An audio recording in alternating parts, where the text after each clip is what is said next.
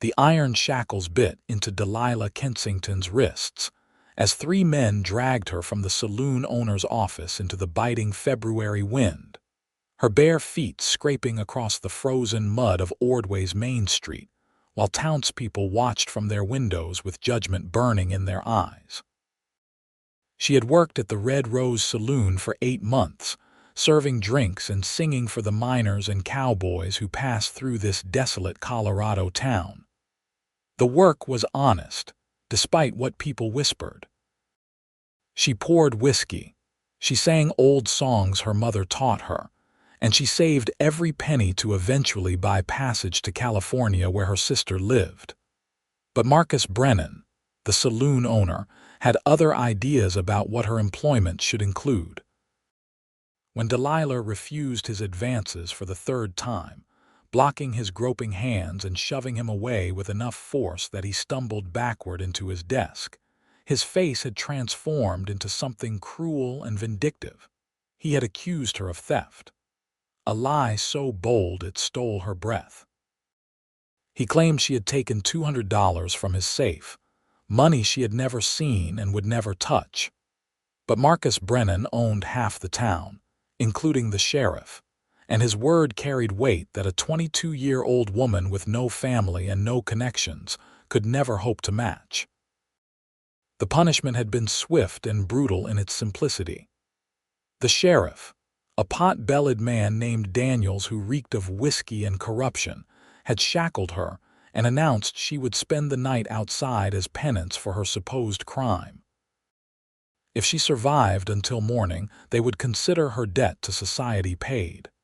If she did not, well, that would be God's judgment on a thief. It was February 1883, and the Colorado winter showed no mercy. The temperature had already dropped below freezing, and the sun was setting fast, painting the sky in shades of orange and purple that would have been beautiful if Delilah was not being chained to a hitching post outside the general store like an animal. The sheriff fastened the chains through the iron ring, testing them twice to ensure she could not slip free, then stepped back with satisfaction written across his weathered face. "Maybe this will teach you to respect your betters," he said, his breath fogging in the cold air. "Brennan's a generous man, giving you work when nobody else would take in an orphan girl with nothing to her name. And this is how you repay him." Delilah wanted to scream the truth, to tell everyone who would listen that Marcus Brennan was a liar and worse, but her teeth were already beginning to chatter, and she knew no one would believe her anyway. The townspeople of Ordway had already decided she was guilty. It was easier for them to condemn a woman alone than to question a man with power. The sheriff and his deputies walked away, their boots crunching in the frozen mud. One by one, the lamps in the windows around her went dark. Families retreated to their warm homes, to their fireplaces and their suppers, leaving Delilah alone in the growing darkness. She wore only the thin cotton dress she had been working in when Brennan made his accusation, a faded blue thing that provided no protection against the wind that howled down from the Rockies. They had not even allowed her to retrieve her shawl or her boots. The cold crept into her bones with terrifying speed. Delilah tried to keep moving, shuffling her feet, flexing her fingers despite the shackles, but the chains limited her range of motion.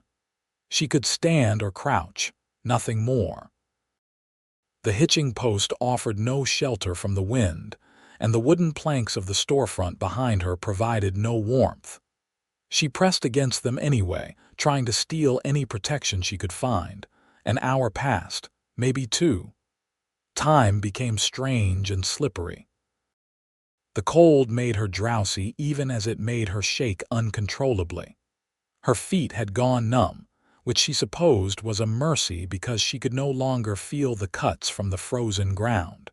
Her fingers were white and stiff. Frost was forming on her eyelashes. "This is how I die," she thought with a strange clarity that cut through the fog in her mind. not from illness or old age or even violence, but from the cruelty of men and the indifference of a town that would rather sacrifice one woman than question their own comfort. She thought of her mother, dead these 5 years from fever. She thought of her father, killed in a mining accident when Delilah was only 16. She thought of her sister Margaret in San Francisco, who did not even know where Delilah was, who would never learn what became of her. The tears that slipped down Delilah's cheeks froze before they reached her jaw. The sound of hoofbeats barely registered at first. Delilah's consciousness was fading in and out, her body shutting down to conserve what little warmth remained. But the horse stopped nearby, and then there were footsteps, quick and purposeful, crunching across the frozen ground toward her. "Jesus Christ," a man's voice said, rough with shock and anger. "What the hell happened here?" Delilah tried to lift her head, but her neck muscles would not cooperate. Strong hands touched her face, and she flinched from the contact even though some distant part of her brain recognized the touch was gentle. "Hey, stay with me," the voice said. "Can you hear me? Miss, can you talk?" She managed a small sound, something between a whimper and a word. The hands left her face, and she heard the distinctive sound of metal on metal. He was examining the chains. "Bastards," the man muttered. There was more sound, rustling, and movement, and then something heavy and warm settled around Delilah's shoulders. A coat, she realized. A thick sheepskin coat that still held the heat from another person's body. It felt like heaven. "I need to get these chains off you. The locks are frozen solid, but I've got tools in my saddlebag. Just hold on." Delilah forced her eyes open. The man crouched before her, and even through her blurred vision she could make out his features.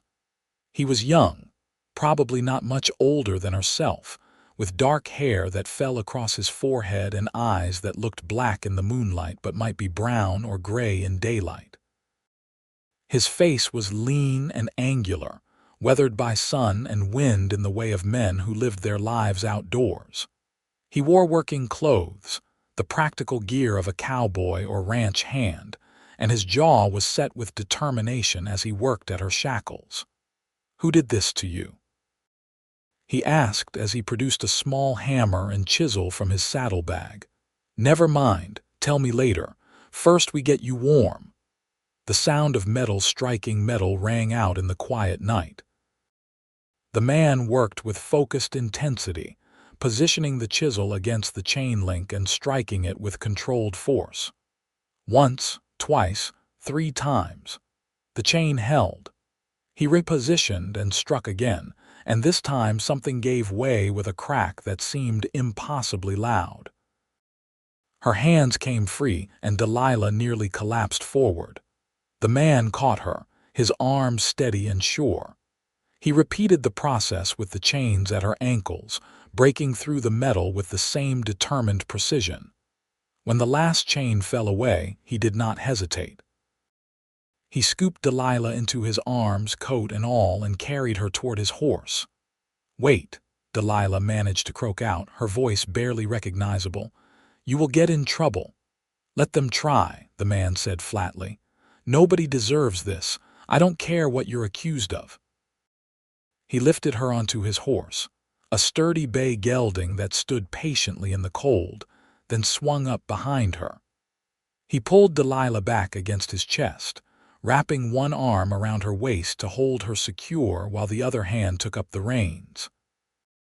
His body heat surrounded her, and Delilah could not stop herself from pressing closer, seeking warmth like a dying flame seeks oxygen. "My camp is about 3 miles north," he said, his voice close to her ear. "I've got a fire going and supplies. We will get you thawed out and fed, and then we will figure out the rest. Can you hold on?" Delilah nodded against his chest. The horse moved into a smooth trot, and the man kept his arm tight around her, keeping her upright even as consciousness threatened to slip away entirely. She was aware of movement, of the rhythmic gait of the horse, of the warmth of the body behind her, but everything seemed distant and dreamlike. Time passed in fragments, the horses breathing, the creak of leather. The man's voice, low and steady, talking to her about something she could not quite follow but which kept her tethered to consciousness. Then there was firelight, blessedly bright and warm, and she was being lowered to the ground near flames that danced and crackled. "Stay right here," the man said, settling her on what felt like blankets. "Don't try to get too close to the fire too fast. We need to warm you up gradually, or your body will go into shock." He moved around the camp with efficient purpose. Delilah watched through half-closed eyes as he filled a pot with water and set it near the fire to warm. He pulled more blankets from his bedroll and wrapped them around her, layering them until she was cocooned in wool and warmth. He knelt and very gently took her feet in his hands, examining them with a frown. "We need to get these clean and wrapped," he said. "They are torn up pretty bad. I'm going to touch them now and it's going to hurt. I'm sorry." He was right. As feeling began to return to her extremities, pain came with it. Her feet burned and ached. Her fingers throbbed. But the man was careful, cleaning her feet with warm water and cloth, picking out bits of gravel and ice with steady hands. He dried them thoroughly and wrapped them in strips of clean linen, then did the same with her hands, paying special attention to the raw wounds the shackles had left on her wrists. "Drink this," he said, pressing a tin cup into her bandaged hands. The liquid inside was warm, some kind of broth that smelled of beef and salt. "Small sips. Your stomach is going to be angry for a while." Delilah obeyed, sipping the warm broth slowly. It tasted like life itself.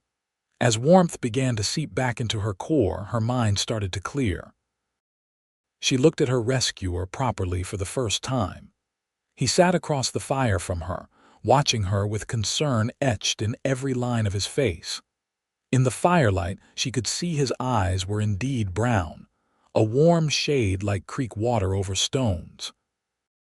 He had a strong jaw dusted with a few days' worth of stubble, and his hands, which had been so gentle with her wounds, were calloused and strong. "Thank you," Delilah said, her voice still rough but stronger than before. "You saved my life." "Anyone decent would have done the same," he said, but his expression suggested he knew that was not true. "I'm Yates Ashford. I work at the Rockingham Ranch about 15 miles west of Ordway. I was riding through town to pick up supplies when I saw you."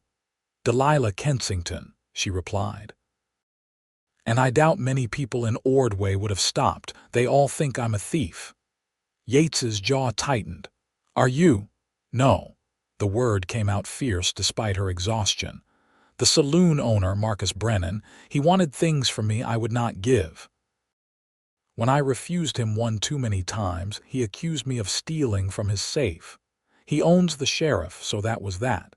They chained me outside as punishment, said if I survived the night they would call us even." "They meant for you to die," Yates said quietly. "It was not a question." "Yes."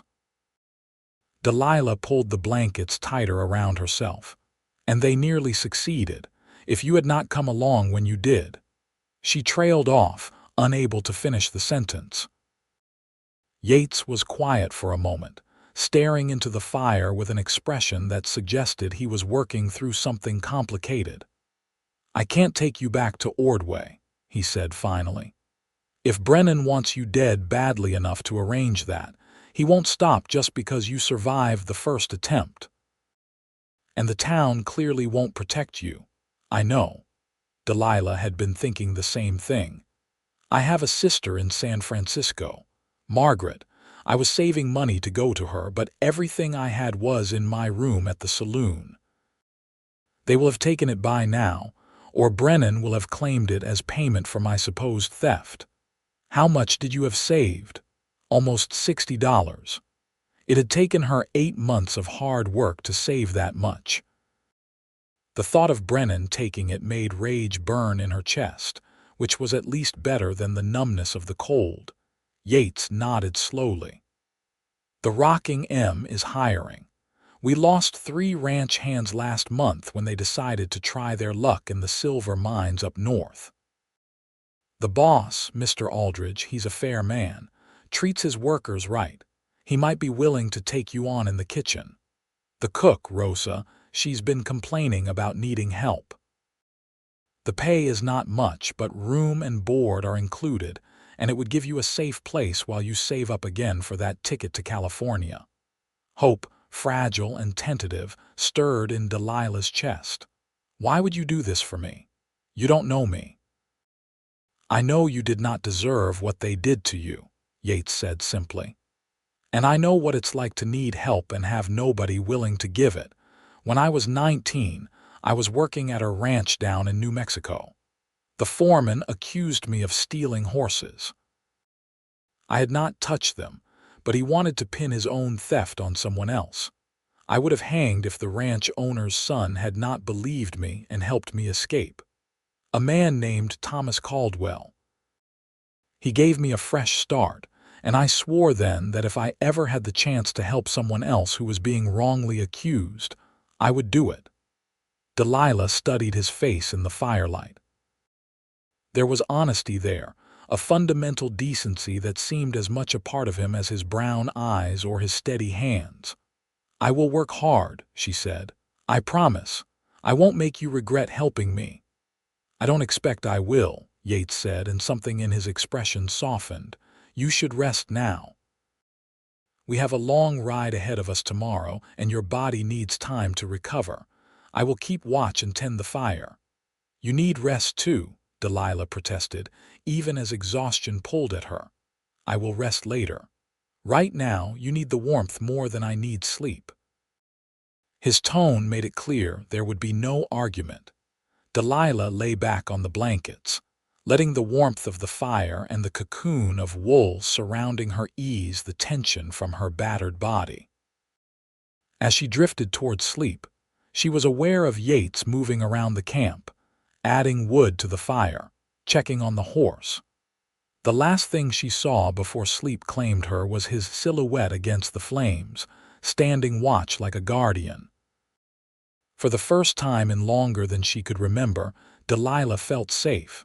She woke to morning light and the smell of coffee.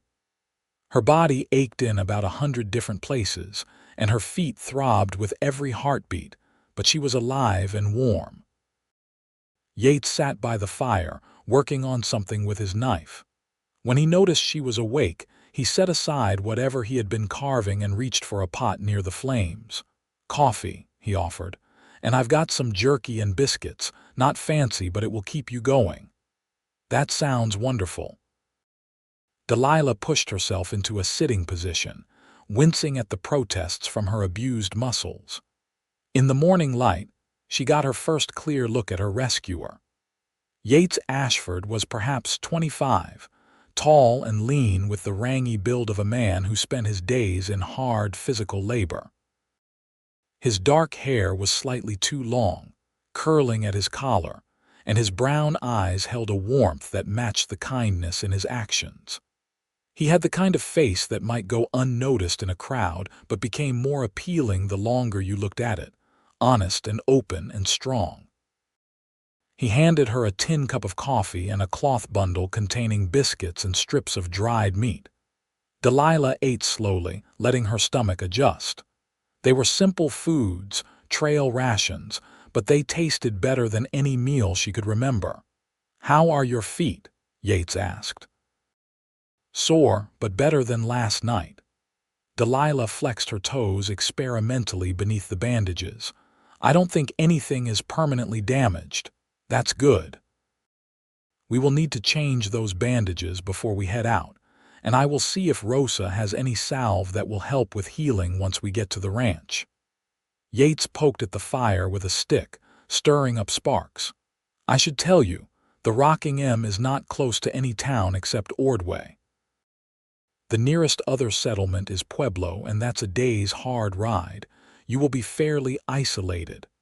"That suits me fine," Delilah said.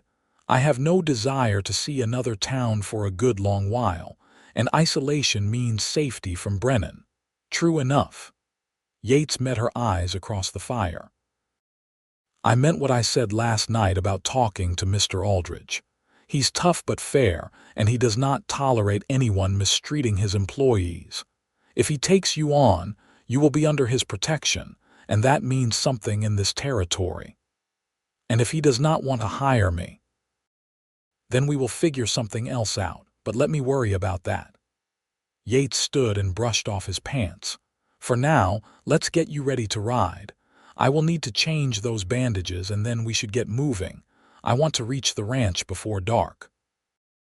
He was as gentle with her wounds as he had been the night before, carefully unwrapping the bandages, checking for signs of infection, then rewrapping everything with fresh linen. His touch was impersonal and professional, but Delilah found herself acutely aware of his hands on her skin, of the way he frowned in concentration as he worked, of the small scar above his left eyebrow that suggested he had his own history with violence. "All done," Yates announced, sitting back on his heels. "That should hold for the ride. I will put you up on Shadow. He is as steady as they come, and I will lead him. That way you can focus on staying in the saddle without worrying about controlling the horse." "I can ride," Delilah said, even though she was not entirely sure that was true at the moment. She had ridden horses a few times as a child, but never well, and certainly not in her current condition. "I'm sure you can, but there is no point in taking chances. Your body has been through hell. Let me make this as easy as possible." Yates's tone was kind but firm. They broke camp efficiently, Yates doing most of the work while Delilah rolled up blankets and tried to be useful. He lifted her onto Shadow's back with an ease that spoke of his strength, then handed her the sheepskin coat she had worn the night before. "Keep this," he said. "It is cold enough you will need it, and I've got another jacket in my pack." "I cannot take your coat," Delilah protested. "You can and you will." Yates was already pulling on a worn leather jacket. "Argument over. Now hold onto the saddle horn and let me know if you need to stop for any reason. We will take it slow." True to his word, Yates set a moderate pace, leading Shadow by the reins while he walked alongside. The morning was crisp and cold, but the sun was bright, turning the prairie into an expanse of gold and brown studded with patches of snow. The Rocky Mountains loomed to the west, their peaks white and majestic against the blue sky. Under other circumstances, Delilah might have found the landscape beautiful. As it was, every step the horse took sent pain lancing through her body, and she had to concentrate on staying upright. Yates seemed to sense her discomfort without her saying anything. After about an hour, he called a halt and helped her down from the horse. "Walk around for a few minutes," he advised. "Keep the blood moving. We will rest here for a bit." They were in a small draw where a frozen creek cut through the prairie. Yates broke through the ice and filled his canteen with fresh water, then offered it to Delilah. She drank gratefully, then walked in small circles as he had suggested, trying to work the stiffness from her legs. "Can I ask you something?" Yates said after a few minutes of silence. "Of course." "Why did you come to Ordway in the first place? It's not much of a town, and there are not a lot of opportunities for a woman alone." Delilah wrapped her arms around herself, the coat engulfing her smaller frame. "I did not have much choice.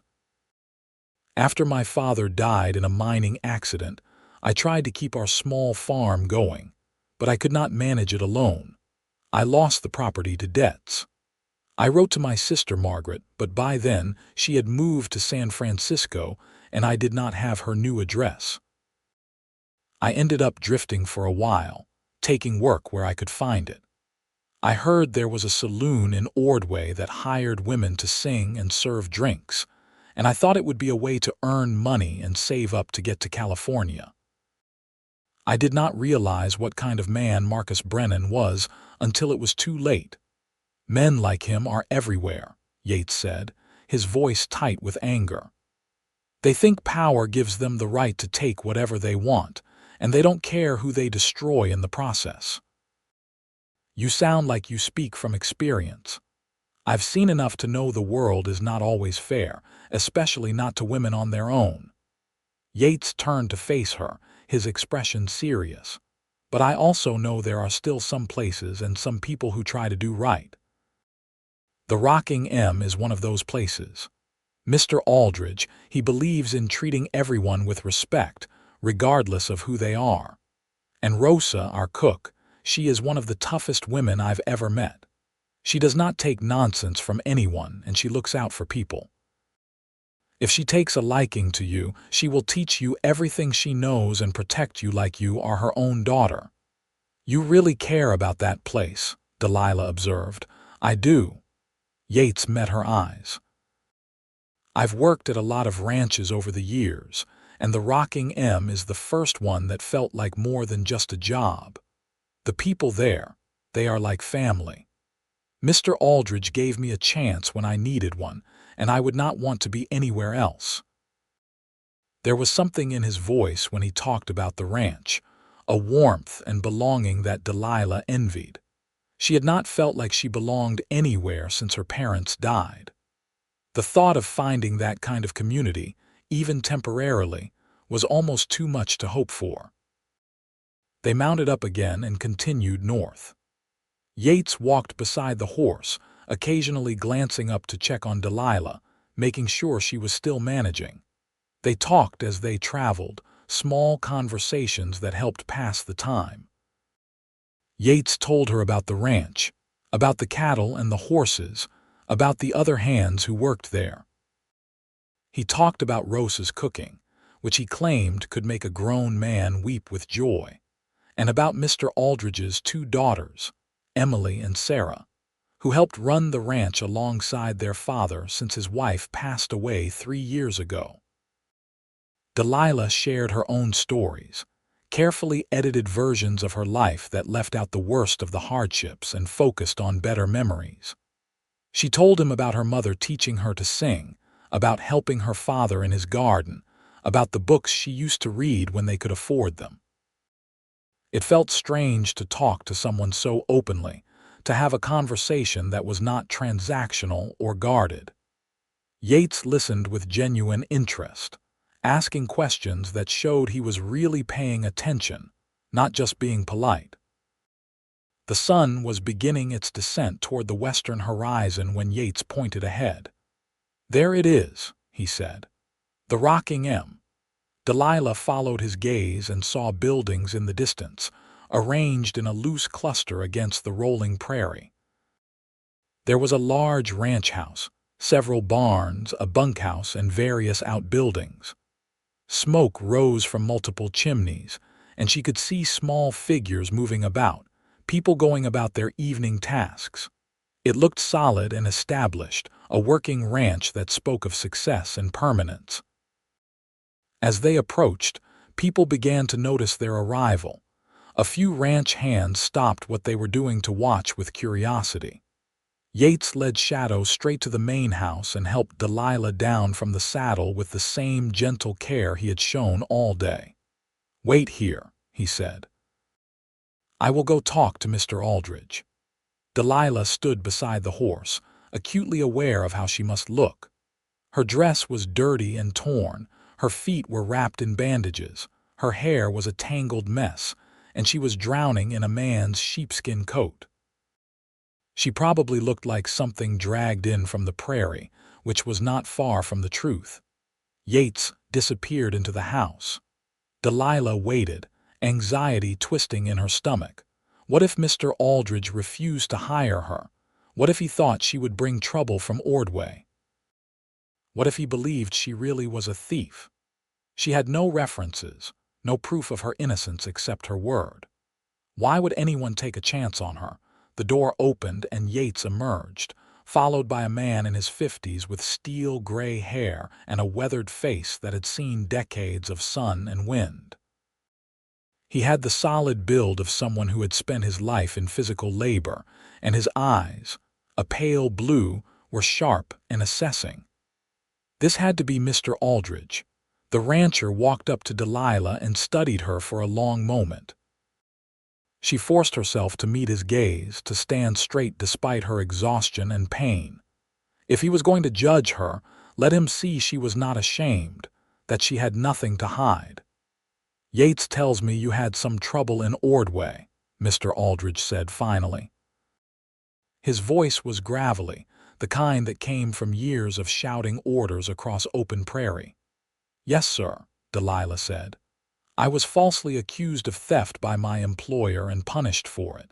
Yates found me and saved my life. He suggested I might find work here. And what kind of work can you do?" "I can cook, clean, sing. I'm a hard worker and I learn quickly.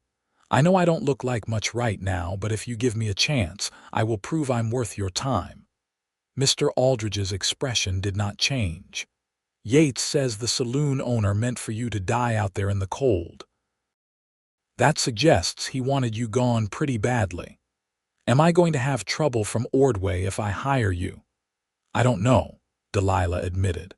It was tempting to lie, to promise there would be no consequences, but something told her this man would respect honesty more than false reassurances.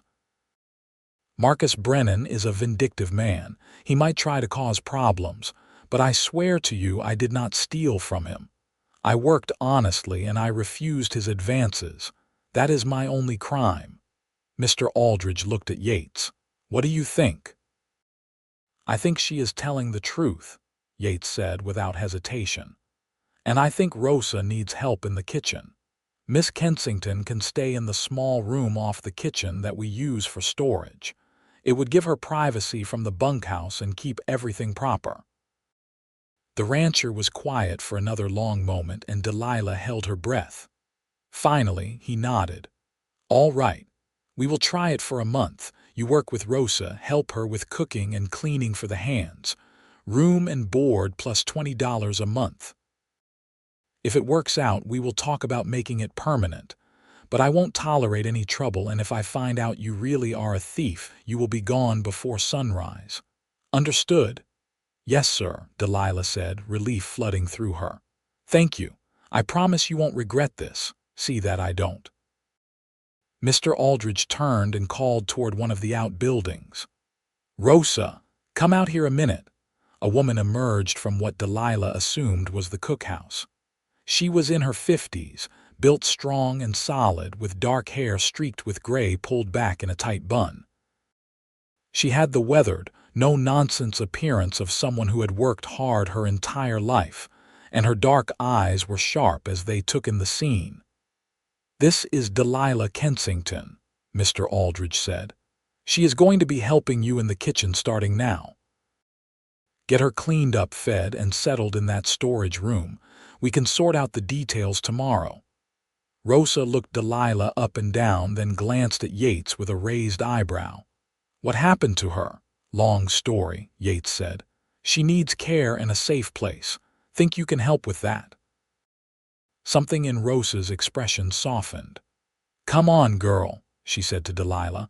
"Let's get you taken care of. You look like you've been through hell and back." Delilah took a step forward and immediately stumbled. Her legs, which had been holding her up through sheer stubbornness, decided they had had enough. Yates caught her before she could fall, his arm around her waist, supporting her weight. "Easy," he murmured.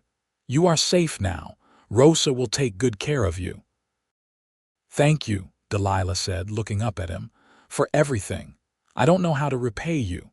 "You don't need to repay me. Just take care of yourself and get better." Yates helped her over to Rosa, who took over supporting Delilah with strong, capable hands.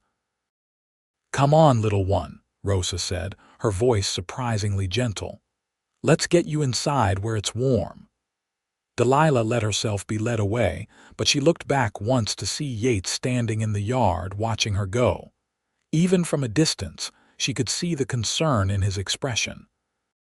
Something warm unfurled in her chest. Something that had nothing to do with blankets or fires, and everything to do with the brown-eyed cowboy, who had wrapped her in his arms and his promise that she would be safe.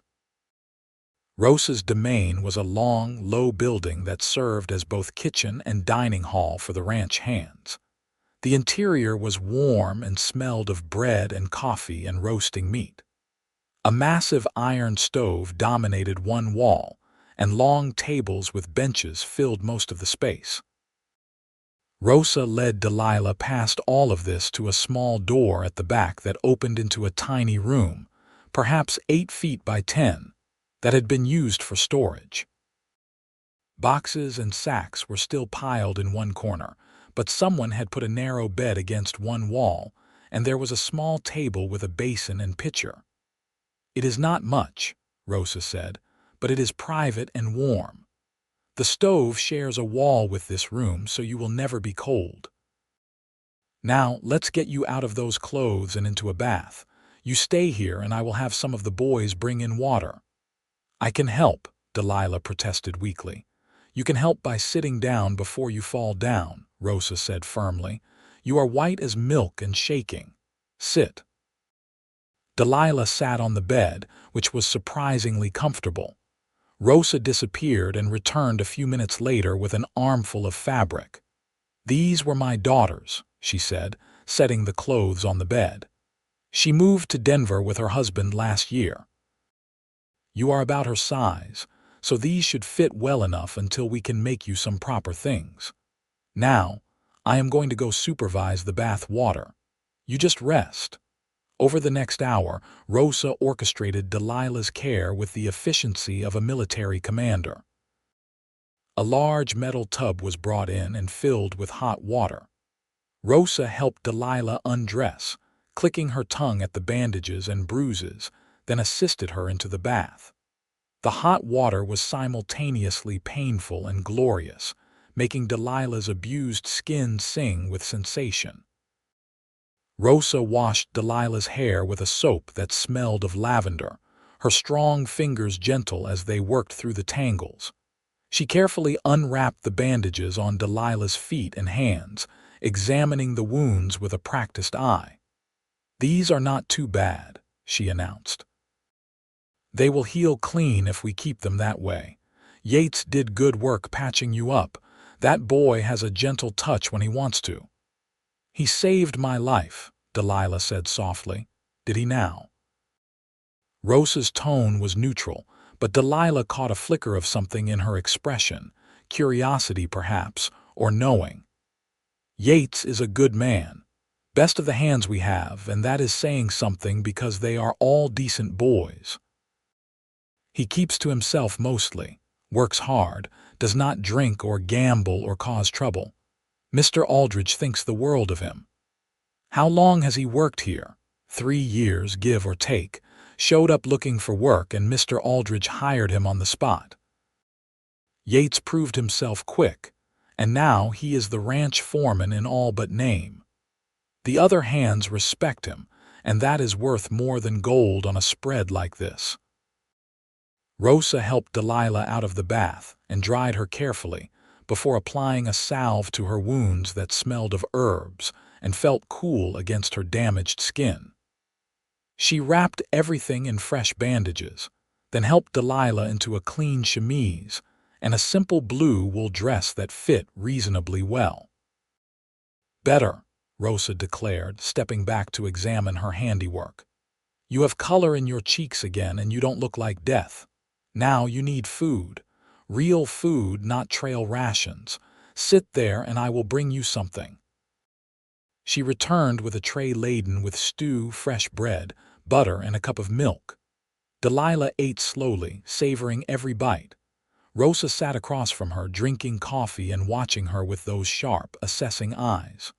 "So," Rosa said after a while, "you want to tell me what really happened?" Delilah set down her spoon. She was tired of lying, tired of hiding, so she told Rosa everything. The job at the Red Rose Saloon, Marcus Brennan's unwanted advances, the false accusation of theft, the chains in the freezing cold, Yates finding her and bringing her here. Rosa listened without interrupting, her expression growing darker as the story unfolded. "That bastard," Rosa said when Delilah finished. Forgive my language, but that is what he is. Men like that think women are things they can use and discard. But you are safe here, you understand. Mr. Aldridge won't let anyone harm you, and neither will the hands. They are protective of the women on this ranch. Why are you being so kind to me? Delilah asked. You don't know me. For all you know, I could really be a thief. Rosa snorted. Please. I've been alive 53 years, and I've learned to read people pretty well. You are not a thief. You are a scared girl who has been badly used and is trying to survive. Besides, Yates believes in you, and that boy has good instincts. If he says you are worth saving, I believe him. Warmth spread through Delilah's chest at those words. She had not realized how much she needed someone to believe in her, to take her side without reservation or judgment. Now, Rosa continued, you need to sleep. Real sleep in a real bed where nothing is going to hurt you. Tomorrow we will start getting you settled, and I will teach you how I run this kitchen. But tonight you rest. Can you do that? I think so, Delilah said. Now that her stomach was full and she was clean and warm, exhaustion was pulling at her with irresistible force. Rosa stood and collected the tray. I am right through that door if you need anything. Don't hesitate to call out if something is wrong. Sleep well, little one. She left, closing the door softly behind her. Delilah changed into a nightgown Rosa had provided, then crawled between the sheets of her bed. The mattress was stuffed with fresh straw and felt like luxury after the hard ground and rough blankets of the trail. She was warm, she was safe, she was clean and fed and protected. 24 hours ago, she had been chained to a hitching post, freezing to death. Now she was here in this small room with a job and a chance to start over. And it was all because of Yates Ashford, a cowboy who could have ridden past her in the dark but chose instead to stop to help to save her. Delilah thought about his steady brown eyes, his gentle hands, his quiet strength. She thought about the way he had held her on the horse, the way he had stood watch over her all night, the way he had believed her without question. She fell asleep thinking about him, and for the first time in years, her dreams were peaceful. The next weeks passed in a blur of activity and learning. Delilah's body healed with the resilience of youth and proper care. Within a week, she could walk without pain, and the wounds on her wrists and feet had closed clean. Rosa put her to work immediately, teaching her the rhythms of feeding a ranch full of hungry men. They woke before dawn every morning to start breakfast, cooking massive quantities of eggs, bacon, biscuits, and gravy. The ranch hands ate in shifts, filing through the dining hall with their plates while Rosa and Delilah served and cleaned and prepared the next meal. Lunch was simpler but still substantial, usually stew or soup with bread, and whatever vegetables were available from the root cellar. Dinner was the biggest production, often featuring roasted meat, potatoes, beans, and pie if there was time to make it. The work was hard. The hours were long, but Delilah found herself happier than she had been in years. Rosa was a demanding teacher but a fair one, and she clearly appreciated having help. The ranch hands were respectful, keeping their distance but always polite, tipping their hats when they saw her and thanking her for the meals. Mr. Aldridge checked in occasionally, observing her work with his sharp eyes but saying little. And then there was Yates. He came through the dining hall 3 times a day with the other hands, always polite, always respectful. But Delilah found herself watching for him, her heart doing strange things when he walked through the door. He would smile at her, a small private expression that felt like it was meant just for her, and she would feel warmth spread through her chest. Sometimes he lingered after the other men left, helping clear tables or carry heavy pots, finding excuses to be near her. Rosa noticed, of course. Nothing escaped Rosa's attention. "That boy has it bad for you," she said one evening after the dinner dishes were done and they were alone in the kitchen. "What? No, he is just being friendly," Delilah protested, but she could feel the blush rising in her cheeks. "Friendly," Rosa laughed. "Is that what we are calling it now?" "Delilah, I have eyes. He looks at you like you hung the moon, and you light up like a lantern every time he walks in the room. It is sweet, actually. Yates deserves someone good, and you could use someone who will treat you right." "It has only been a few weeks," Delilah said weakly. "And he saved my life. Of course I'm grateful to him. This is not about gratitude, and you know it." Rosa wiped down the counter with efficient strokes. "But you take your time. There is no rush. You have been through a lot, and you need time to heal, not just your body but your heart and your trust. When you are ready, if you decide you want to see where things could go with him, Yates will wait. He is patient like that." Delilah thought about that conversation as she prepared for bed that night. Was Rosa right? Did Yates have feelings for her beyond simple kindness? And more importantly, what did Delilah feel? She was grateful, certainly. She admired him, respected him. But was there more? She thought about the way her heart raced when she saw him. The way she found herself looking for excuses to talk to him. The way his smile made her feel warm and safe, and something else she could not quite name. The way she replayed their conversations in her head at night, treasuring every word. "Oh," she thought with sudden clarity. "Oh no. I am falling in love with him." The realization was both thrilling and terrifying. Delilah had never been in love before. She had been courted a few times before her father died, awkward fumbling attempts by local boys that went nowhere. But this was different. This was a pull she felt in her bones, a certainty that Yates Ashford was someone special, someone worth the risk of opening her heart. But what if he did not feel the same way? What if Rosa was wrong, and he was just being kind to someone he pitied? What if Delilah made a fool of herself? She wrestled with these questions for days, watching Yates, trying to decipher his feelings. Then, about 6 weeks after her arrival at the ranch, everything came to a head. It was a Sunday, the one day of the week when the work eased up slightly. After a simple lunch, most of the hands scattered to pursue their own entertainment. Cards, letter writing, napping. Delilah was washing dishes when Yates appeared in the kitchen doorway. "Need any help?" he asked. "I think I can manage dishes," Delilah said, smiling at him. "But I won't say no to company." Yates picked up a towel and began drying the plates she handed him. They worked in comfortable silence for a few minutes, the easy companionship they had developed over the past weeks settling around them like a familiar blanket. "I've been meaning to ask you something," Yates said suddenly. "Oh," Delilah's heart started beating faster. "How are you settling in? Really, I mean, not just the work, but everything. Are you happy here?" "I am," Delilah said honestly. "Rosa is wonderful, the work is good, and I feel safe for the first time in a long time. I've even managed to save a little money already.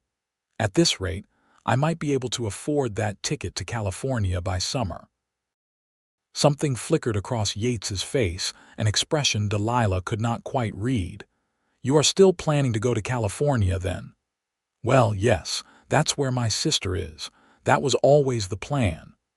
But even as she said it, Delilah felt a pang of something that might have been regret. The thought of leaving the ranch, leaving Rosa, leaving Yates, suddenly felt wrong in a way she had not anticipated. "Right, of course." Yates focused intently on the plate he was drying. "That makes sense. You should be with your family." The silence that fell between them was less comfortable now, weighted with things unsaid. Delilah scrubbed at a pot that was already clean, trying to find the courage to say what was in her heart. Finally, she set down the pot and turned to face him. "Yates, can I ask you something? Anything. Why did you really stop that night in Ordway? You could have ridden past. Most people would have. What made you help me?" Yates set down the towel and leaned against the counter, his brown eyes serious. I told you about the ranch foreman in New Mexico who tried to frame me for horse theft, right? Yes. What I did not tell you is that before Thomas Caldwell helped me escape, I spent 3 days in a jail cell, waiting to hang. I was 19 years old and I was going to die for something I did not do. I've never been so scared in my life. Every hour that passed, I could feel the noose getting tighter.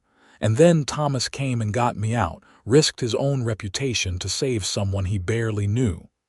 Yates met her eyes, his expression intense. When I saw you chained to that post, freezing to death, I saw myself in that cell. I saw the injustice of it, the cruelty of people who should have protected you but chose to destroy you instead. And I thought, if Thomas could save me, then maybe I could save you. Maybe that is what decent people do, they help each other when they can. That's not the whole truth, though, is it?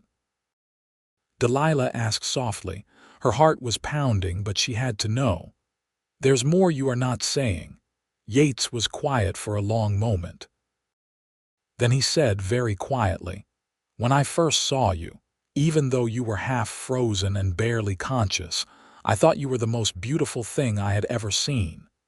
And when you opened your eyes and looked at me, even through all that pain and fear, there was such strength in you. Such will to survive. I knew right then that you were someone special, someone worth fighting for. Delilah's breath caught. Yates. I know it's too soon, he said quickly. I know you have been through hell and the last thing you need is some cowboy complicating your life. But I can't stop thinking about you, Delilah. Every moment of every day, I'm thinking about you. The way you smile at me across the dining hall, the sound of your laugh when Rosa says something funny, the way you tuck your hair behind your ear when you are concentrating. I'm falling for you and I don't know how to stop and I'm not sure I want to. Delilah stood frozen, hardly daring to breathe. Everything she had felt, everything she had wondered, it was all real. He felt it too. Say something, Yates said, and she could hear the vulnerability in his voice. Please, even if it's to tell me I'm a fool. Instead of speaking, Delilah closed the distance between them. She reached up and touched his face, her fingers trembling slightly. Yates went very still, his eyes searching hers. You are not a fool, Delilah said. Or if you are, then I am too. Because I feel the same way. I have been trying to tell myself it's just gratitude, that I'm confused because you saved my life. But it's not that. When I'm with you, I feel like I can breathe for the first time. When you smile at me, I forget about everything bad that has ever happened.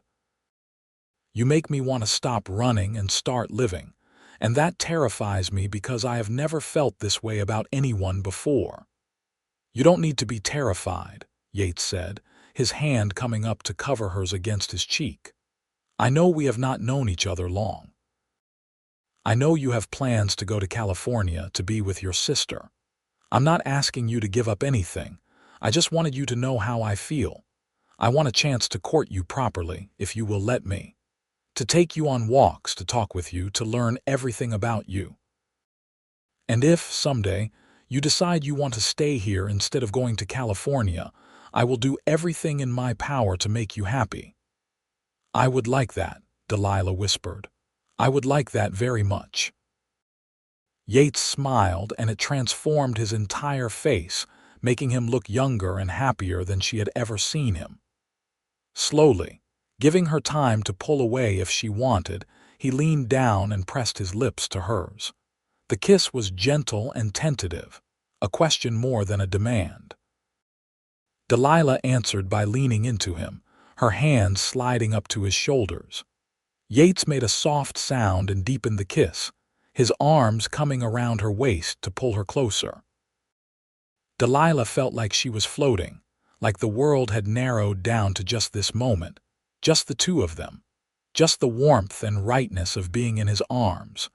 When they finally broke apart, both breathing heavily, Yates rested his forehead against hers. I have wanted to do that for weeks, he admitted. "You should have done it sooner," Delilah said, and laughed at the look of surprise on his face. "I've been waiting." "Well then, I have some catching up to do," Yates said, and kissed her again. They were so absorbed in each other that they did not hear the kitchen door open until Rosa cleared her throat loudly. "Well, I think this is wonderful," the older woman said, amusement clear in her voice. "Maybe you two could take your courting somewhere less public. The hands will be coming for dinner soon, and I need Delilah's help with the cooking. You can moon over each other on your own time." Yates stepped back, his cheeks flushed. "Yes, madam. Sorry, madam." "Don't be sorry, just be smart about it. This is a working ranch, and people will talk if they see the foreman kissing the cook's assistant in the middle of the day." Rosa's tone was stern, but her eyes were warm. "That said, you have my blessing, both of you. Just keep it proper and don't let it interfere with your work." "We won't," Delilah promised. She felt like she was glowing from the inside out, happiness bubbling up in her chest. Yates caught her hand and squeezed it gently before heading for the door. He paused in the doorway and looked back. "I will see you at dinner, Delilah Kensington. And after, if you are free, maybe we could take that walk." "I would like that," Delilah said after he left. Rosa chuckled and shook her head. "That boy has it so bad, and so do you. It's sweet, really. Just remember what I said about keeping it proper. Mr. Aldridge won't tolerate any scandal on his ranch." "I know," Delilah said. "We will be careful." And they were. Over the following weeks, Yates courted Delilah with old-fashioned propriety. He took her on walks around the ranch in the evenings after dinner, always making sure they stayed in sight of the buildings. They talked for hours, sharing stories about their pasts, their hopes for the future, their fears and dreams. Yates told her about growing up on a small farm in Kansas, about losing his parents to fever when he was 17, about drifting west and learning the cowboy trade. Delilah shared more about her own family, her childhood, the pain of losing everything she knew. They discovered they both loved books, a rare luxury in their lives but a treasured one. Yates had a small collection of novels in his bunk, and he loaned them to Delilah one at a time. They would discuss them on their walks, debating the merits of different characters and arguing good-naturedly about plot points. Yates was always respectful, always careful not to push too fast or too far. He would hold her hand, he would steal kisses when they were alone, but he never tried for more. Delilah appreciated his restraint even as part of her wanted more.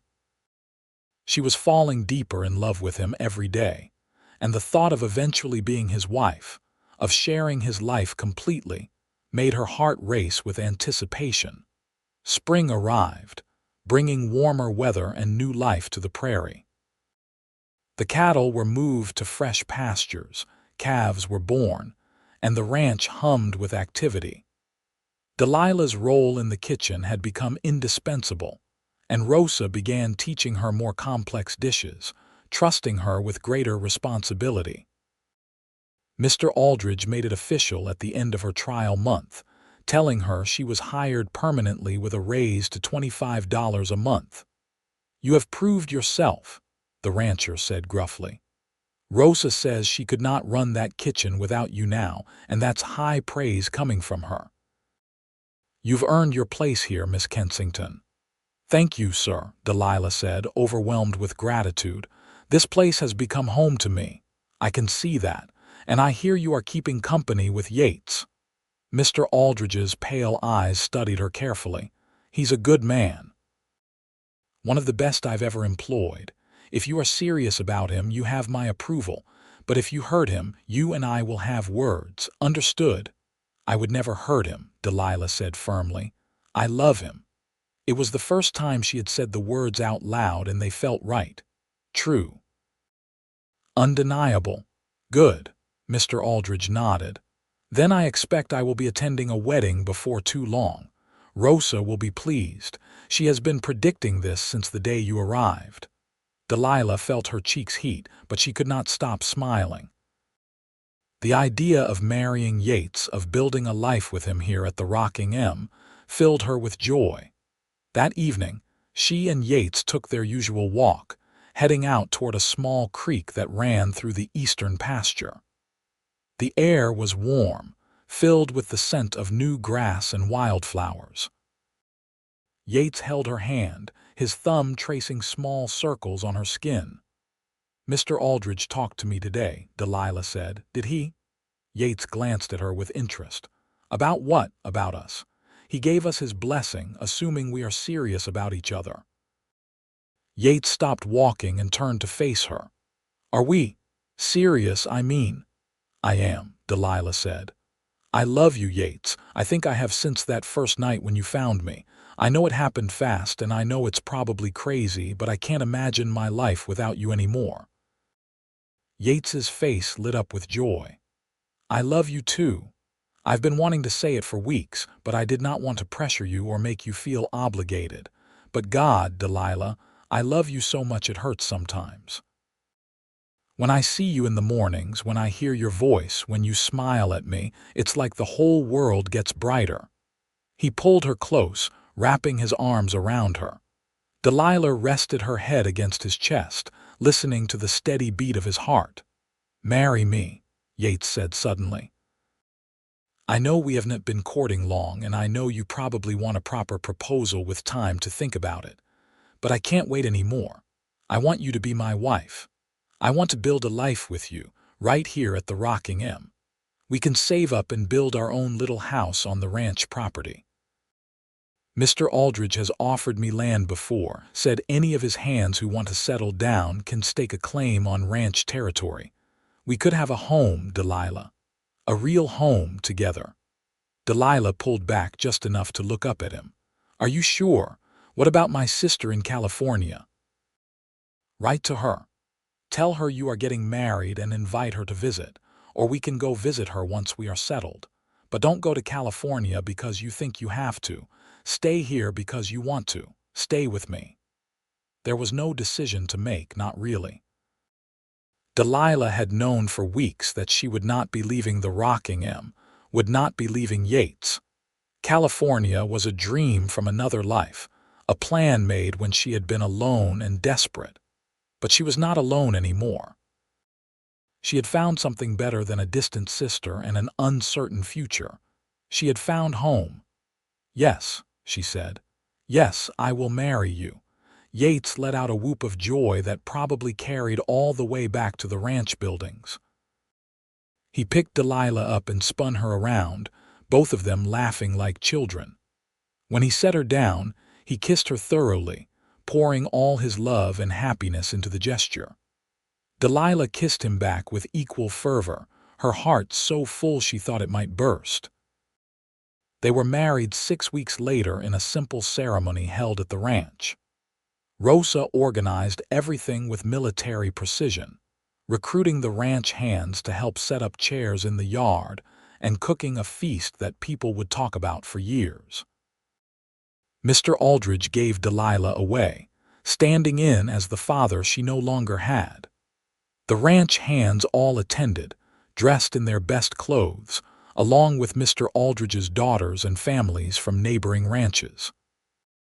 Delilah wore a dress that Rosa and the Aldridge girls had helped her make, a simple but beautiful creation of cream-colored cotton with lace at the collar and cuffs. Yates wore a new suit that probably cost him a month's wages, his dark hair slicked back and his face clean-shaven. The ceremony was performed by a circuit preacher who happened to be passing through the area, a kindly old man who spoke about the sanctity of marriage and the importance of love and partnership. When he asked if Yates would take Delilah as his lawfully wedded wife, Yates's voice rang out clear and strong. "I do, now and forever." When it was Delilah's turn, she looked into Yates's brown eyes and said, "I do. You saved my life, and now I give it back to you freely. I will love you until my last breath." There was not a dry eye in the house when the preacher pronounced them husband and wife. The celebration that followed was joyous and loud. Rosa's feast was devoured with enthusiasm, and someone produced a fiddle, prompting dancing that went on long into the night. Delilah danced with Yates, with Mr. Aldridge, with several of the ranch hands, but her favorite moment was when Rosa pulled her aside and hugged her tightly. "You deserve this happiness," the older woman said fiercely. "After everything you went through, you deserve every bit of joy that comes your way. And Yates, he is a lucky man. You take care of each other, you hear me?" "We will," Delilah promised, tears streaming down her face. "Thank you, Rosa, for everything, for taking me in, for teaching me, for believing in me." "That's what family does," Rosa said simply. "And you are family now, truly part of this place." When the celebration finally wound down and the guests departed, Yates carried Delilah across the threshold of their new home. It was small, just 2 rooms that Yates and some of the hands had built over the past 6 weeks, but it was theirs. A bedroom and a main room that served as kitchen and living space, with a small fireplace and windows that looked out over the prairie. The furniture was simple, much of it made by Yates himself, but it was sturdy and practical. "Welcome home, Mrs. Ashford," Yates said as he set her down. Delilah looked around at the little house, at the man she loved, and felt overwhelming gratitude for the twisting path that had brought her here. If someone had told her 8 months ago, when she was freezing to death on a street in Ordway, that she would end up married to a wonderful man with a home and a family and a future full of hope, she would have thought them mad. "It's perfect," she said. "You are perfect. All of this is perfect." That night, they consummated their marriage with tenderness and passion. Yates was gentle with her, patient, making sure she felt safe and loved. Afterward, they lay tangled together in their bed, Delilah's head resting on Yates's chest while he stroked her hair. "I want to give you everything," Yates murmured. "A good life, children if you want them, happiness every day. You deserve the world, Delilah." "I have everything I need right here," Delilah said. "You are my world now, you and this place and the life we are going to build together." "Tell me about that life," Yates said. "What do you see when you think about our future?" Delilah thought for a moment. "I see us expanding this house as we need more room. I see children, at least 2 or 3, running around the ranch and learning to ride horses. I see us growing old together, sitting on a porch and watching our grandchildren play. I see a life full of love and work and community. That is what I want." "What do you see?" "The same thing," Yates said. "Every bit of it. We will build that life, Delilah, together. I promise you." "You already kept your first promise," Delilah said softly. "That night when you found me, you wrapped me in your arms and promised I would be safe. You kept that promise. You've given me more than safety. You've given me a home, a future, love. Everything I thought I had lost forever." "And you gave me a reason to believe in something good," Yates replied. "Before you, I was just going through the motions, working, existing, but not really living. You changed that. You made me want more, want better. Want to be the kind of man who deserves someone as incredible as you. You already were that man, you just needed to see it." Delilah lifted her head and kissed him softly. "We saved each other, I think." "I think you are right," Yates agreed. He pulled her closer, holding her tight against him. "I love you, Delilah Ashford. I love you too, Yates Ashford. Now and forever." They fell asleep wrapped in each other's arms, safe and warm and loved, already beginning to build the life they had promised each other. The years that followed were marked by hard work, deep contentment, and growing love. Delilah continued working in the kitchen with Rosa for the first year of her marriage, but when she became pregnant with their first child, Yates insisted she focus on taking care of herself and their growing family. Their son was born in the spring of 1884, a healthy baby boy with his father's dark hair and his mother's gray-blue eyes. They named him Samuel, after Yates's father, and he became the joy of the entire ranch. The hands took turns teaching him to ride as soon as he could walk, and Rosa spoiled him shamelessly with cookies and treats.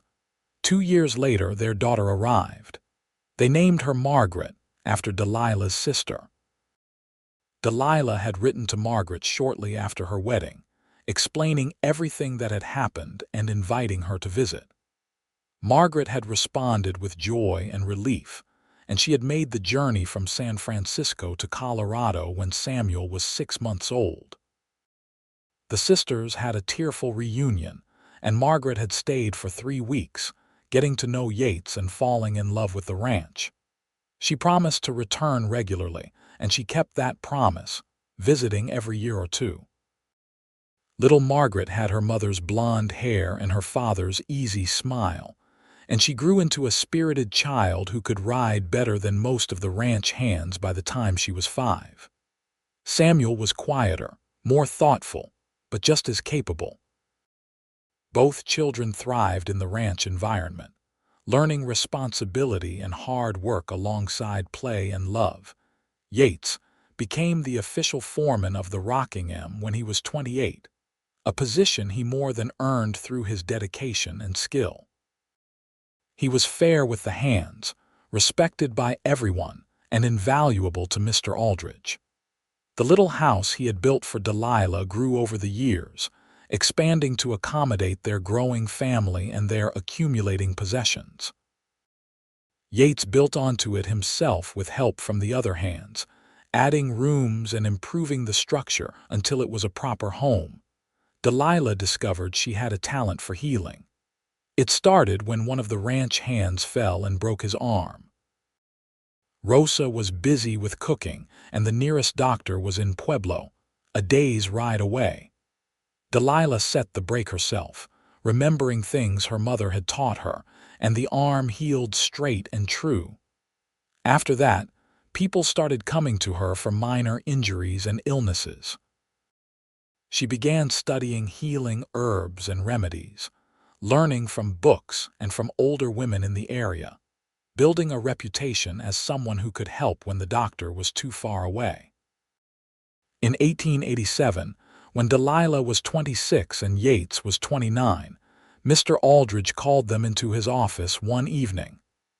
"I have a proposition for you too," the rancher said without preamble. "I'm getting old, and my daughters have made it clear they have no interest in running this place when I'm gone. Sarah wants to move back to Denver, and Emily is planning to marry that banker from Pueblo. I've been thinking about the future of this ranch, and I wanted to go to someone who loves it the way I do, someone who will take care of the land and the people who work it." He leaned back in his chair, studying them both. "I want to sell you a partnership in the Rockingham. 20% to start, with the option to buy more over time. Eventually, I'd like you to own the whole thing. You've both proven yourselves over and over. This place runs better because of you, and I trust you to keep it going when I'm too old or too dead to do it myself." Delilah and Yates exchanged shocked glances. "Sir, that's incredibly generous," Yates said slowly. "But we don't have that kind of money. A 20% share of a ranch this size would cost thousands of dollars." "I know what you have and what you don't have," Mr. Aldridge said. "I'm not asking for payment up front. We will draw up a contract. You pay me a percentage of the ranch's profits every year until the debt is settled.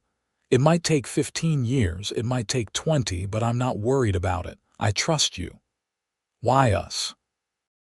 Delilah asked, still trying to process what was being offered. "Because you care. Because you work harder than anyone I've ever met. Because you treat people right and you understand what this place means.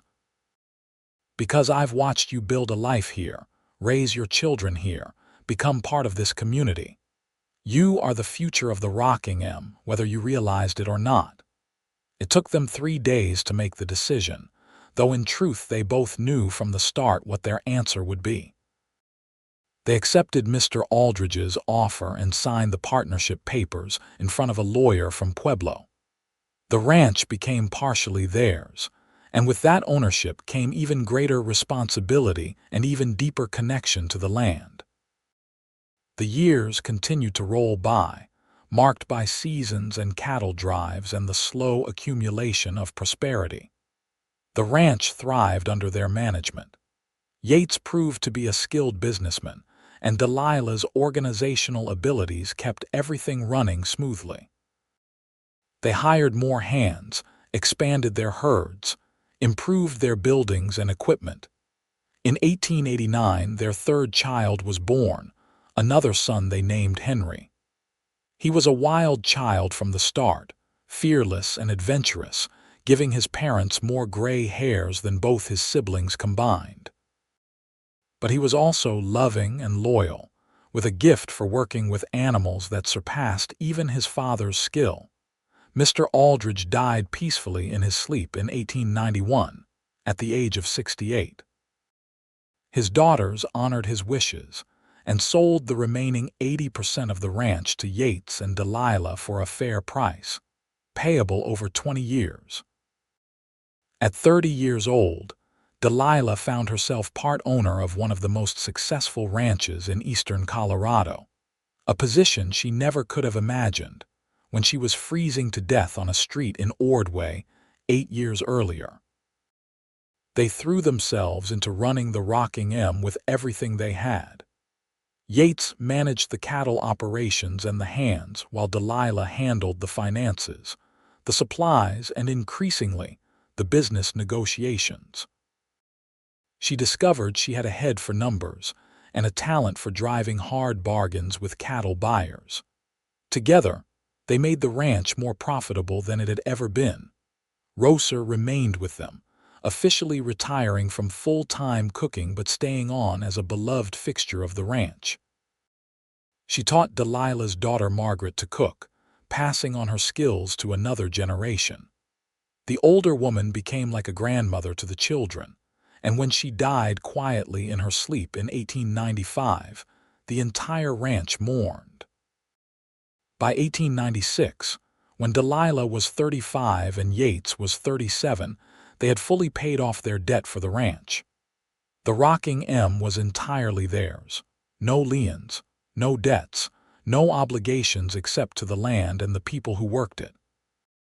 They celebrated with a massive party, inviting everyone from neighboring ranches and the few friends they had maintained in Ordway. Their children were growing into remarkable young people. Samuel, at 12, was showing interest in the business side of ranching and often accompanied his mother on supply runs and business meetings. Margaret, at 10, was a skilled rider and a gifted cook, torn between following in Rosa's footsteps or becoming a veterinarian, a new profession that was gaining respect in the area. Henry, at 7, spent every waking moment with the horses, already able to gentle even the wildest Mustang with patience and soft words. One evening in the late summer of 1896, Delilah and Yates sat on the porch of their house, watching the sun set over the prairie. The children were in bed, the ranch was quiet, and the air was soft and warm. Yates held Delilah's hand, his thumb tracing the familiar pattern he had traced 1,000 times before. "You ever think about that night?" Yates asked quietly. "The night I found you." "Sometimes," Delilah admitted. "Usually when I'm counting my blessings. It's strange to think that the worst night of my life led to all of this. To you, to our children, to this ranch, to everything good I have now. I think about it too. I think about what would have happened if I had ridden past. If I had been too tired or too focused on getting home to stop, you would have died and I never would have known what I was missing. The thought makes me cold. But you did stop," Delilah said firmly. "You did help me. And everything that came after, everything we built together, it's because you made that choice. You wrapped me in your arms and your promise that night, and you've kept me safe and loved ever since." "And I always will," Yates said. He raised her hand to his lips and kissed it gently. Until my last breath, Delilah. You and me and this life we built, that's everything I need. I love you, Delilah said, the words as true and powerful as they had been the first time she said them. I will always love you. I love you too, more than I can ever say. They sat together as the stars began to appear in the darkening sky, comfortable in the silence, secure in the knowledge that they had survived everything the world threw at them and come out stronger. The cold night in Ordway was a distant memory now, a nightmare that had somehow transformed into the most beautiful dream. Delilah had been punished and left in the cold by cruel men who wanted to see her destroyed. But a cowboy had wrapped her in his arms and his promise, and that promise had become a life, a love, a legacy that would continue for generations. The years continued their steady march. By 1900, Samuel was 16 and actively involved in running the ranch alongside his father. He had his father's quiet competence and his mother's sharp mind, and it was clear he would be ready to take over the Rockingham when the time came.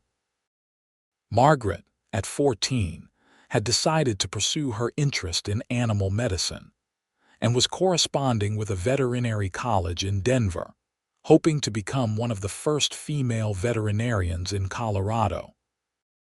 Henry, at 11, had already earned a reputation as the best horse trainer in the county, with ranchers from as far as Pueblo bringing their problem horses for him to gentle. Yates and Delilah continued to work the ranch, though they delegated more as the years passed, and their children took on greater responsibilities.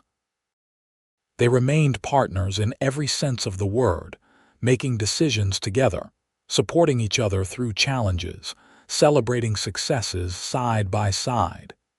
In 1902, they became grandparents for the first time. Samuel, now 18 and full of his father's steady maturity, married a young woman named Clara from a neighboring ranch. Their son, named Yates in honor of his grandfather, was born the following spring. Delilah held her grandson for the first time and marveled at the circle of life, at how this tiny baby was a living legacy of that frozen night in Ordway, a testament to survival and love, and the power of choosing to help someone in need. Margaret left for veterinary college in 1904, the first woman accepted into their program. She promised to return to Colorado after graduation to set up practice near the ranch. Henry, showing maturity beyond his 15 years, took over more of the horse training operation, transforming it into a profitable side business for the ranch. In 1905, on a warm evening in June, Delilah and Yates celebrated their 22nd wedding anniversary. Their children had organized a party, inviting friends and family from across the region. The celebration was held at the ranch, with long tables set up in the yard and lanterns strung between the buildings, creating pools of warm light as darkness fell. As the party wound down and guests began to depart, Delilah found herself standing at the edge of the yard with Yates, looking out over the land they had built their life on. She was 44 now, her blonde hair streaked with silver, her face lined with the marks of sun and laughter.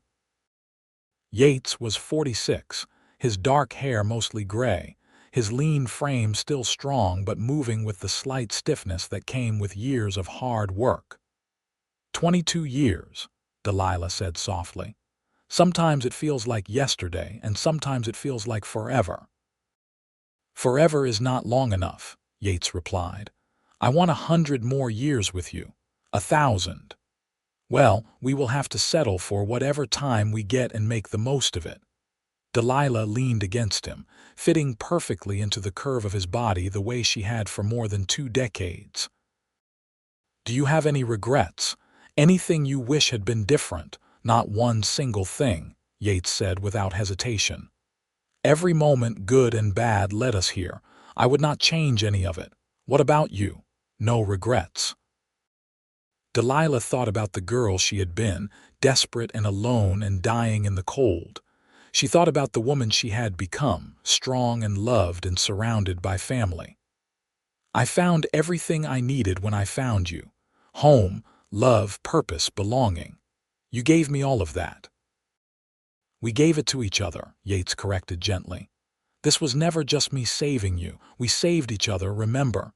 We built this life together brick by brick, day by day. We are partners, always have been."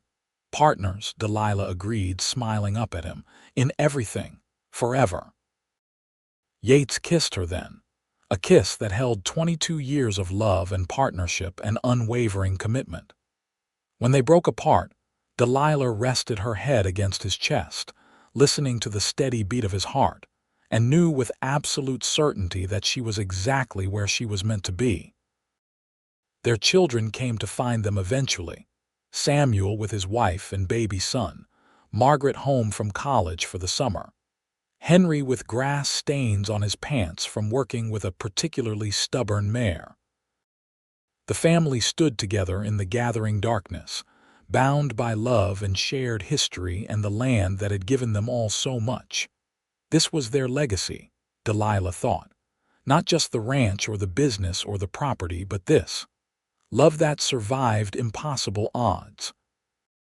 Family built on foundation of trust and partnership. A home created from nothing but determination and faith in each other. She had been punished and left in the cold, broken and alone and hours from death. But a cowboy had wrapped her in his arms and his promise, and that promise had grown into this beautiful, complicated, perfect life. The years that followed continued in the same vein. The ranch prospered, the family grew, and Yates and Delilah remained the steady center around which everything else revolved. Margaret returned from veterinary college in 1908 and set up practice in Ordway, becoming the first female veterinarian in the region and earning grudging respect even from those who initially doubted a woman could do the work. She never married, claiming her animals were family enough, though Delilah suspected there was more to that story than her daughter shared. Henry took over the horse operation completely when he turned 21, expanding it into one of the most respected breeding and training programs in Colorado. He married at 23, bringing home a spirited young woman named Alice who fit seamlessly into the family, and promptly presented them with twin granddaughters. Samuel and Clara gave them 4 more grandchildren over the years, building their own house on ranch property and working alongside Yates to manage the cattle operations. In 1915, when Yates was 56 and Delilah was 54, they officially handed over day-to-day management of the ranch to Samuel, though they remained active advisors and helped with major decisions. The slower pace gave them time to enjoy each other's company without the constant pressure of work.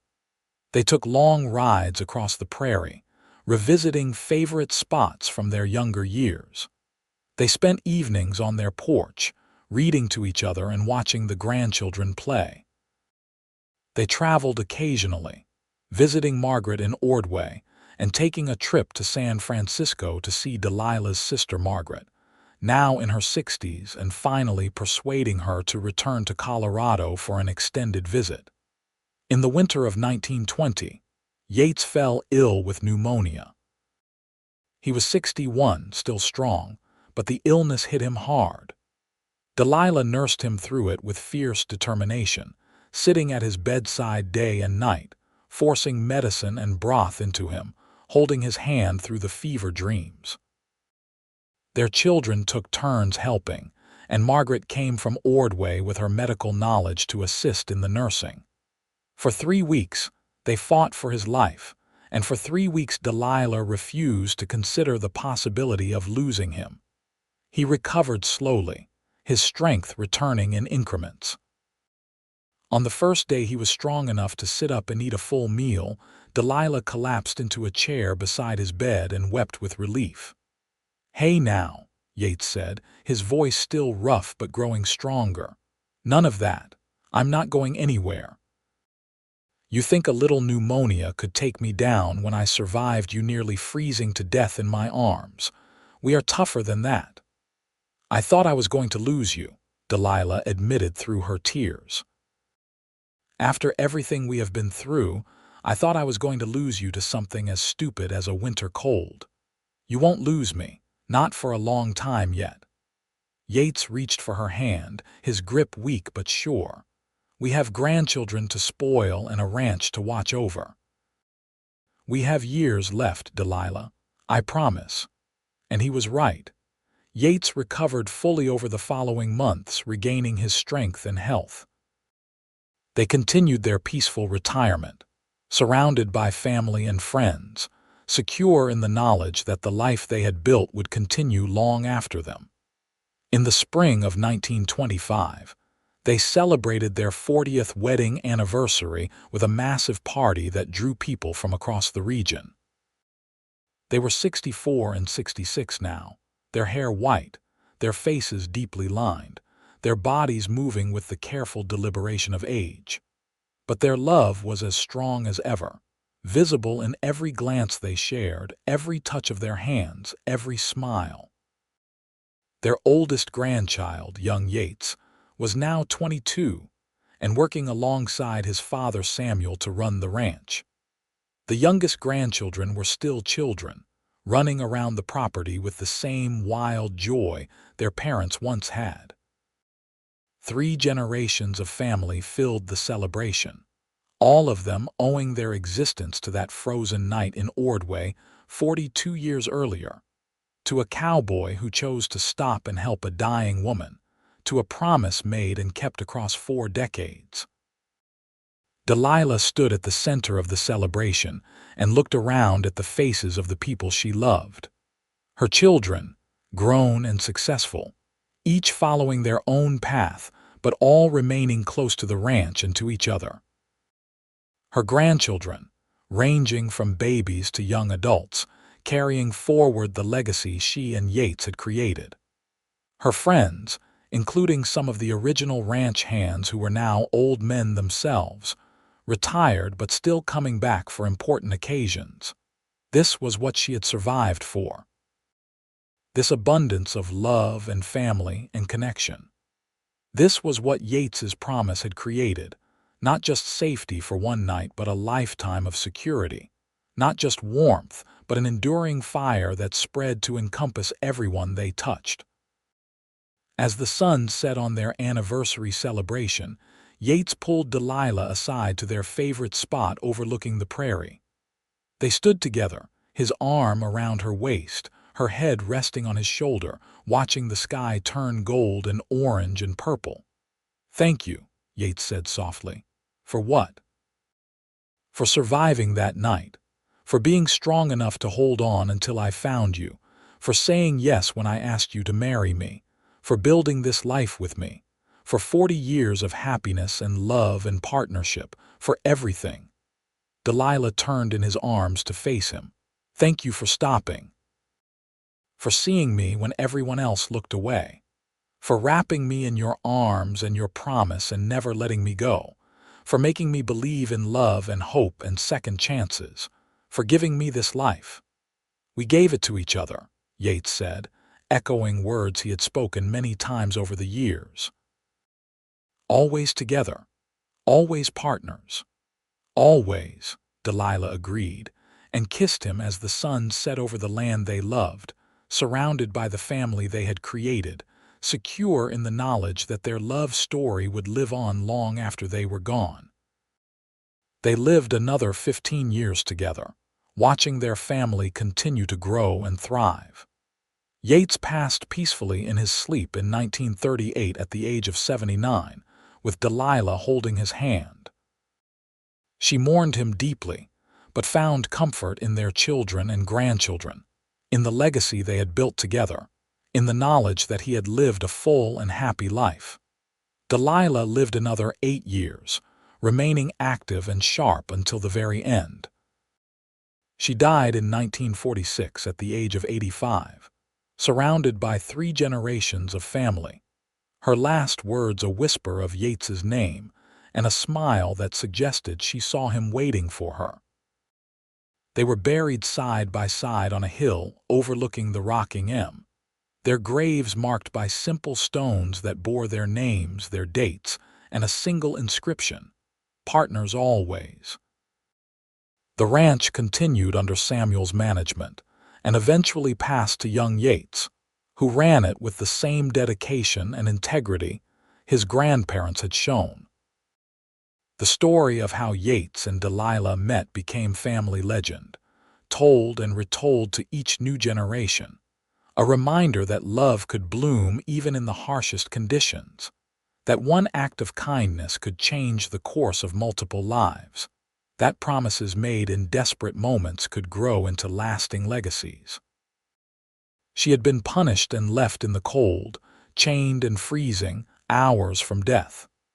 A cowboy had wrapped her in his arms, and his promise saved her life and given her a future beyond anything she could have imagined. Their love story became the foundation of a family, a ranch, a community.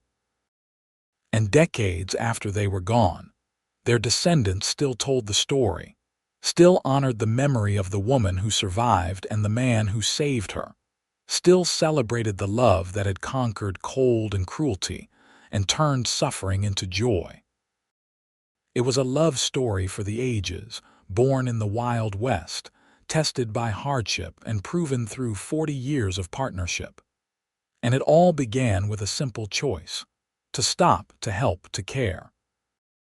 Everything else flowed from that moment, a river of consequence that turned the frozen wasteland of Ordway's Main Street into the fertile ground of the rocking M, where love grew strong and deep and lasting, where family flourished, where two souls found everything they needed in each other.